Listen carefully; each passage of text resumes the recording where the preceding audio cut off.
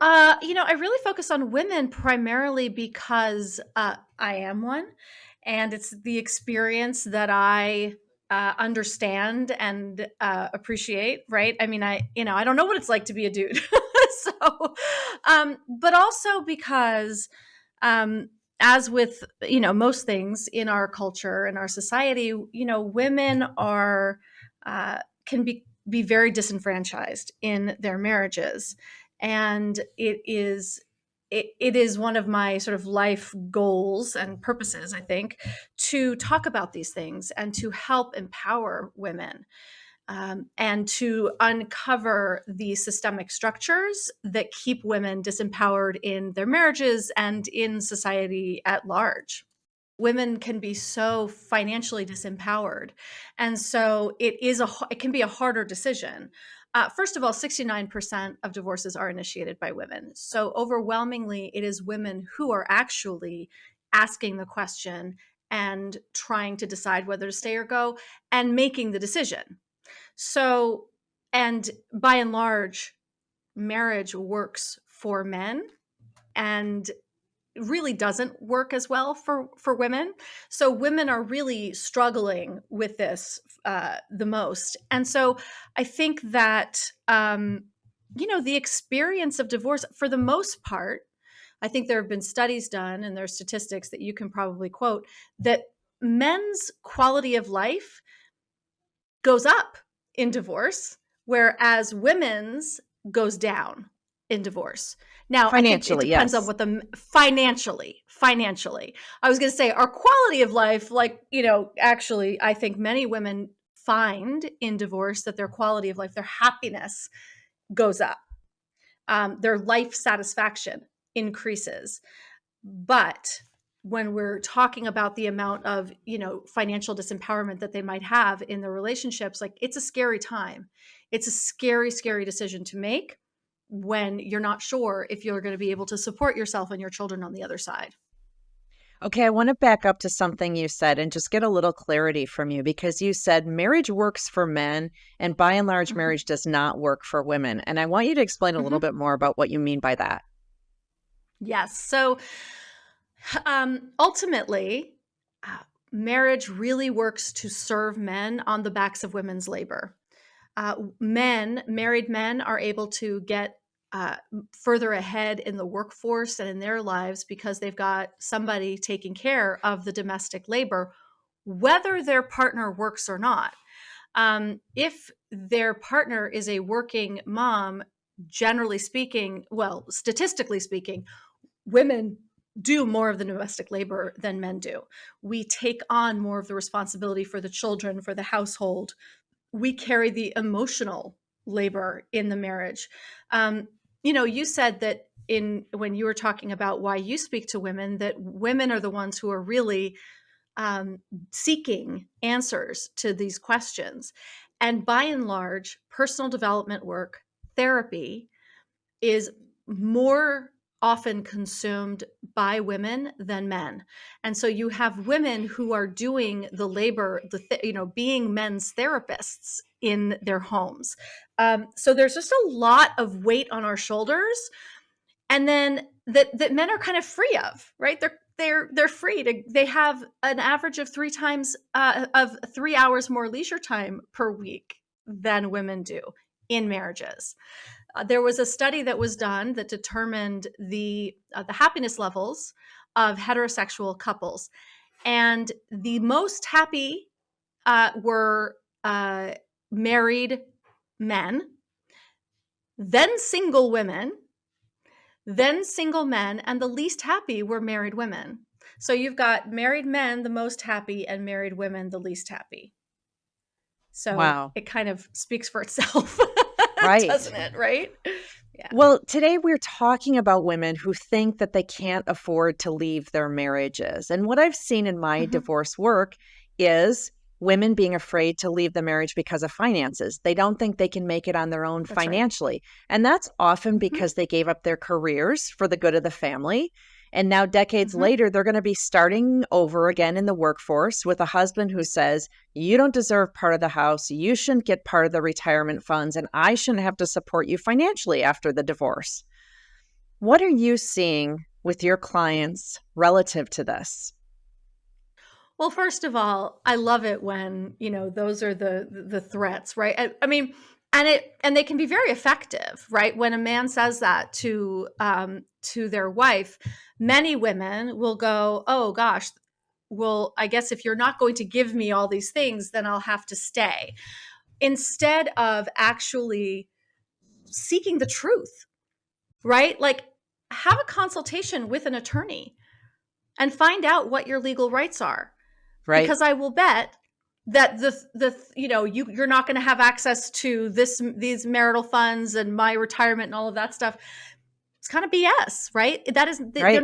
they're not legally, those are not legal facts, right?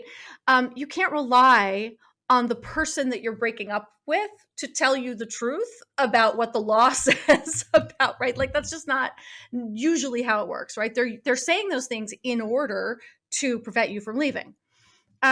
So, women have got to do their own due diligence. And I think they need to do their own due diligence before they have the conversation, because then when they're faced with all of these objections, they can say very confidently, that's just actually not how the law works. I'm sorry that you think that that's how it's going to work, but that's just not how the law works. Right. You Well, being know? Yeah. prepared for divorce is so, so important. And we just recently released a new product called Prepare for Divorce because we Mm, want to make mm, sure that women are not listening to whatever their spouse is telling them. And they are going, well, one of our recommended steps is talking to an attorney. And we lay out some of the things you should be asking the attorney and talking about so that you have good information. And then really preparing financially because you can feel trapped that you can't financially leave. that's right. And That's right. and I want to help empower women to get beyond that thinking and really make a plan. But let me ask about something really, really important. So Hmm. when there is physical violence in a marriage, so I'm twisting this a little bit, Yes. I'm shifting. Yeah. When there's physical violence present, there's almost always financial abuse as well. And I know you talk in your book about this. So I want to talk about some of the signs of financial abuse that your clients are experiencing. Absolutely. And listen, I think it's very important.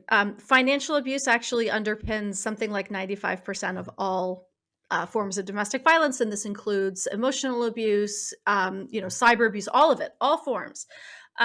Financial abuse is the thing because it is the top way that abusers can wield power and control. It's the top reason that victims return to their abusers, because they get out and they don't have access to funds, and their abusers will kind of uh, you know uh, withhold all of the money as a way to get them to come back. So it is an enormous issue. What I see uh, most often is women just not having access. They just don't know. And listen, there's a difference between a division of labor, right? Like, look, we all divide up our tasks and whatever else in the household. In a healthy marriage, we do that too. In an unhealthy marriage, those you are prevented. If your spouse handles the money, then you say, "Hey, I'm really interested in learning a little bit more about our money. I don't have a clear picture about it." And they'll say, "Oh, sure. When should we sit down like Wednesday night and we'll go through it all, of course." Um, I don't have passwords to any of our accounts. Oh, you should totally have those. Hey, is my name on all of the accounts that we have? I'm not sure. Why don't we check that out and make sure? Because right? That's how things should be in a healthy relationship. In an unhealthy relationship, in an abusive relationship, in a controlling relationship, you're when you make those requests, it's met with, "Why do you want to know?" Right? Or, "Don't worry, honey, I got it covered. I've always had it covered. Don't worry about it. Don't worry your pretty little head about that." Right? Or or defensive, right? "Why do you want to know? Don't you trust me?" Right? If someone says that, don't trust them. The answer is, well, Well, now I don't. Well, I tell clients if you're asking, am I being financially abused? You probably already know the answer to that. You have a That's right. gut feel for whether this is right or wrong. Does it feel icky? You know, he put me on a budget. Well, budgeting can be good, but budgeting can be bad when it is used to abuse and control and nitpick you. So, do you just generally have a family budget that you all kind of abide by? Or are you individually put on some sort of strict budget? That's probably abusive. It's more of an allowance, as like he's giving me an allowance. He's telling me I only have X amount to spend. If your partner is making a lot of money and you make less money, but you are responsible for 50% of the household, right? If you don't pool your money, that's fine. But if it's unequal, if you're splitting things equally as opposed to equitably, right? So if he makes twice as much as you, he should probably pay twice as much towards things. I know somebody whose husband made her pay for every single thing child care related.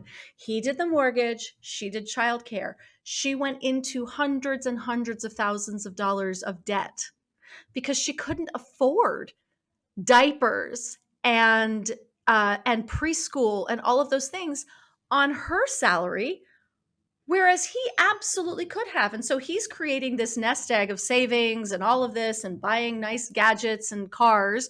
And she's driving a car that doesn't have air conditioning and carrying literally hundreds of thousands of dollars of debt. That is financial abuse. And he probably told her, well, it's not my fault you spent all of your money. He said that because since she's so bad with money, Hmm. that's right, she's bad with money. And I said, okay, are you bad with money? And she thinks she's bad with money. And then we start talking about, like, well, she's like, well, I'm in a lot of debt. And I was like, okay, well, how did you incur that debt? By sending my kids to preschool, by buying diapers. Okay, you're not bad with money. Right, You're being asked to carry the financial load of your children. These are children. You made them together. right. Well, so what do Right. you Yeah. recommend when women find themselves in a financially abusive situation? Well, two things. One is to become really financially literate, right? Women have to understand finances, and finances are kept, deliberately cryptic for women. And money is this whole like crazy complex thing, and the language that's used in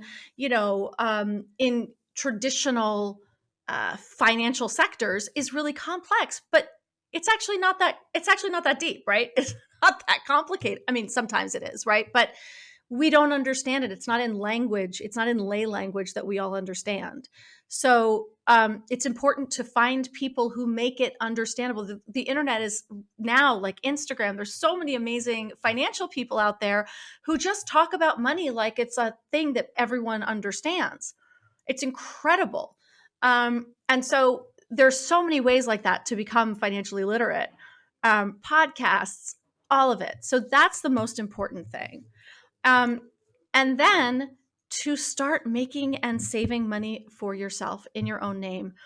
If you're being financially abused, this might mean that you need to uh, get a bank account of your own. You're not hiding this. If it comes down to divorce, you will declare it. I'm not suggesting that you steal or hide money, but you need to have access to money of your own.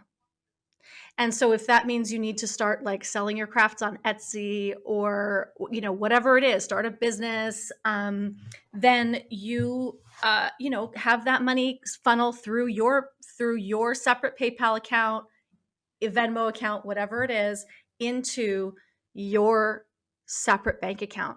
You have to have, when you go to the grocery store, get cash back and stash it. Buy a Visa gift card, stash it. Whatever you need to do to have access to your own money is vitally important.